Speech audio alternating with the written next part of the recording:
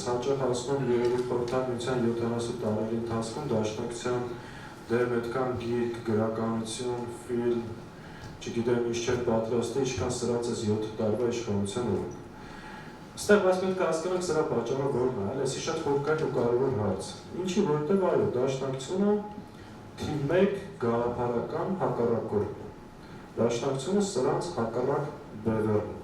Այս անինքնություն, անինքնասեր, անդեմ, պետության կոնցեպտը, որ իրանք փաթեթավորել են իրական Հայաստանի տակ, այո, դա դաշնակցության ասացի խորը գաղափարական տարաձայնության մեջ։ Բայց նաև դաշնակցության անընդհատ փորձում է, երբ որ ինքը ազգային դիրքերից եւ հայ ժողովրդի հավաքական իրավունքների պաշտպանության տեսակետից արմատական կերպով հանդես է գալիս, մեզ փորձում է ներկայացնել ծայրահեղական, արկածախնդիր, ժողովրդի դժբախտության բերող, երբեմն հակապետական ուժ։ Դե գիտես, բակքապեն այդ պետք է անել, ինչ պետք է անել։ Իսկ թուրքական, դավաճանական ուժը այդ պետք է փորձի այդ պատկերը դաշնակցության մասին հանրության մոտ ստեղծի։ Դաշնակցությունը իր ողջ պատմության ընթացքում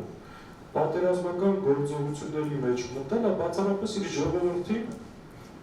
պաշտպանելու համար, ազգային ազատագրական պայքարը, ինչի համար էր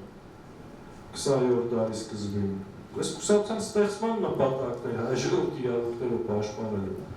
Հետևաբար, եթե դա դրանով ես փորձում եմ նկարագրել կամ ներկայացնել պատերազմի ուժ, մեր ժողովրդին պետք է անընդհատ խոսենք, որ բացատրենք մենք պատերազմի ուժ չենք։ Մենք պատերազմից մեր ժողովրդին պաշտպանող, իսկ պատերազմի ժամանակ մեր հայրենակիցներին պաշտպանող ուժ ենք։